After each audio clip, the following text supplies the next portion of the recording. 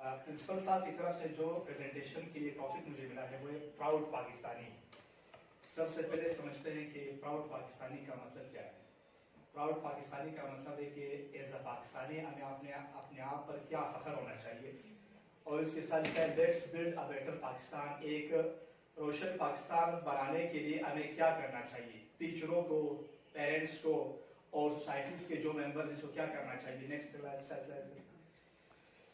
सबसे पहले प्राउड पाकिस्तानी में जो फर्स्ट हम डिस्कस करेंगे वो है patriotism, मुहिब्बुल वतनी। Patriotism is an emotional attachment to a nation which an individual recognizes as their homeland. This attachment, also known as national feeling or national pride. कहते हैं कि पेट्रियोटिज्म को हम नेशनल फीलिंग या नेशनल प्राइड भी कहते हैं।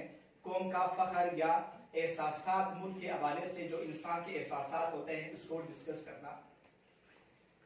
Can be viewed in terms of different features relating to one's own nation, including ethnic, culture, political and historical aspects. कहते हैं मुख्तलिफ तरीकों से हम जो है मुहिब्बुल वतनी को, पेट्रियोटिज्म का कर सकते हैं, डिस्कस कर सकते हैं। Sir next item. अब हम क्या करेंगे, पेट्रियोटिज्म के बारे में, एक सही पेट्रियट होने के लिए क्या क्वालिटीज होनी चाहिए वो डिस्कस करेंगे। सबसे पहली क्वालिटी होनी चाहिए कि लविंग वंस ओन कंट्री, के अपने मुल्क से प्यार करना, मोहब्बत करना, उसका सही जज्बा जो है अपने दिल में रखना। दूसरे नंबर पे being proud of one's nation's identity, एक कौमी शनाख्त जो है रखना। Respecting the flag and national दीवारों के साथ फ्लेक्स पहले जब ट्रैक्टर सस्ते होते थे तो लोग इसको पेंटिंग करवाते थे। आज तजुर्बा ये हुआ कि वो साल बाद उतर जाता था पेंटिंग। आजकल पैराफ्लेक्स का जमाना, ये सस्ता पड़ता है, पेंटर को दूसरा भी लगता है, जल्दी खराब नहीं होता सर। इसलिए हमारी कोशिश है कि हम पूरे स्कूल में जो पैट्रियटिज्म के हवाले से हैं, जो हमारे नेशनल हीरोज हैं, उनको हम मिलाएंगे इंशाअल्लाह। Preparation of social action plan SAP। अब क्या करेंगे, सोशल एक्शन प्लान जो है इसकी तैयारी किस तरह करेंगे, इसको डिस्कस किस तरह से करेंगे। A social action plan can be prepared to install the spirit of patriotism. The core safe committee already active in APS will chart out the entire plan of action in consultation with all the stakeholders. Safe document should have a comprehensive outline of activities, time framework and delegation of duties. थोड़ा सा torture कर लेते हैं, teachers भी कुछ ऐसे होते हैं कि वो बच्चों को टॉर्चर कर लेते हैं, डराते हैं।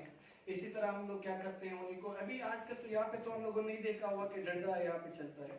वैसे बाकी ऐसे सरकारी स्कूल हो गए, सिटी में मैंने खुद देखे हुए कि वहाँ पे डंडे के जोर से बच्चों को सीधा करते हैं। यहाँ पे तो वो चीजें ही नहीं, बल्कि हमें टीचिंग मैनेजमेंट में यही सिखाया है कि बच्चे जब पहले से यानी क्लास में कुछ इधर उधर की बातें कर ले या कोई होमवर्क कंप्लीट ना कर ले, सबसे पहले आप लोग क्या करेंगे, उसी को आप लोग क्लास भी पहले बाहर नहीं निकाल सकते। सबसे पहले आप लोगों ने क्या करना है, उसी को समझाना है। समझाने के बाद फिर अगर वो इसी तरह कर ले फिर समझाना है। फोर्थ स्टेप ऐसा आता है कि आप लोग उसको यानी सेक्शन हेड के पास ले जा सकते हैं। फिर लास्ट में अगर वो फिर भी ठीक ना हो जाए तो फिर आप लोग क्या कर सकते हैं, उसको आप लोग क्लास से बाहर निकाल सकते हैं।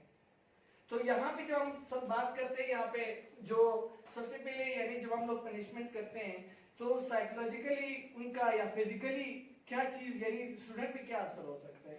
तो सबसे पहले ये होता है कि जब हम लोग पनिशमेंट करते हैं, कुछ यानी टीचर्स गुस्सा हो जाते हैं, तो गुस्से में ऐसा भी हो सकता है कोई इंजरी भी काज हो सकती है, किसी का हाथ भी टूट सकता है, किसी का सर भी हम लोग फोड़ सकते हैं, ये भी हो सकता है। इसी तरह बोन्स उसके यानी आप लोगों के पास क्या हो सकते हैं, यानी ब्रोकन हो सकते हैं। इसी तरह उनमें इंफेक्शन आ सकता है या उसका फिजिकल कोई है, हम लोग उसको एक बार डरा लेते हैं। जब डरा लेते हैं तो इसके बाद वो क्वेश्चन नहीं कर सकता, तो उसका इमोशनल हम लोगों ने क्या किया, डैमेज किया। तो इसके बाद वो जब भी हाई लेवल पे जाएगा तो इसके बाद वो किसी के ऊपर क्वेश्चन नहीं कर सकता, क्योंकि वो पहले से डर गया है कि ये जो मैं जो बात कर रहा हूँ हो सकता है टीचर को बुरा लगे, तो इस वजह से वो फिर बाद में भी क्वेश्चन नहीं कर सकता। जैसे यूनिवर्सिटी लेवल पे खुद हम लोगों ने देखे हुए कि जब हम लोग किसी टीचर पे क्वेश्चन करते थे तो वो हम लोगों को यानी पेपर में काम करवाते थे, पेपर में हमारे मार्क्स भी कर सकते थे, सब कुछ कर सकते थे। क्योंकि सेमेस्टर सिस्टम में ये होता है कि आपके पास सारा जो यानी स्टूडेंट का जो सारा डेटा होता है वो टीचर्स के हाथ चला जाता है, वो टीचर्स वही जोर पे पेपर में निकाल लेते हैं। तो हमारे पास ये हमारी यानी सबसे बड़ी खराबी है कि हम लोग क्या करते हैं, डेज हैं उनको हम भरपूर तरीके से मनाएं।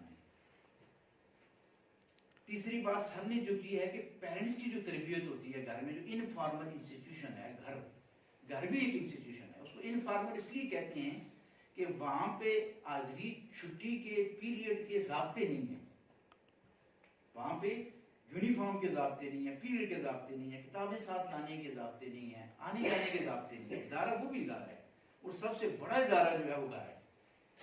होम जो है सबसे बड़ा इदारा है जो बच्चे को बनाता है। अब आप देखते हैं कि बहुत से बच्चे ऐसे होते हैं, जब हम किसी एक्टिविटी को अनाउंस करते हैं, सेक्शन एफ जाके आप बताते हैं कि हमने फलां डेट को ये एक्टिविटी करनी है, ये स्पीचेज हैं, ये क्विज प्रोग्राम है, ये फलां है, आप देखते हैं कि क्लास में 1 या 2 बच्चे उसमें हिस्सा लेते हैं, बाकी बच्चे उसमें हिस्सा नहीं लेते। वजह क्या है? पेरेंट्स उनको कह देते हैं नहीं जी ये बच्चा हमारा इस स्पीच में, इस क्विज प्रोग्राम में, इस एक्टिविटी में हिस्सा नहीं ले रहा, इसका बड़ा कोर्स रहता है, अभी तो इसने कोर्स खत्म करना है, इम्तिहान की तैयारी कर रहा है। आप टीचर, आपको पता है ये सवाल घर से आता है कि इम्तिहान की तैयारी कर रहा है, हालांकि जितनी एक्टिविटीज होती हैं वो भी इम्तिहान के लिए है। हमने बहुत सी चीजें इसमें आई हैं जिनको हमने वजाहत नहीं किया, वैल्यू एजुकेशन को हमने एक्सप्लेन नहीं किया। क्यों कि वैल्यू एजुकेशन एक अलग सब्जेक्ट है, जो जिस टीचर के पास होगा, मुझे तो याद नहीं है किस टीचर के पास है वैल्यू एजुकेशन, जब उसकी बारी आएगी तो उसको हम इंशाअल्लाह एक्सप्लेन करेंगे। वो शेख साहब के पास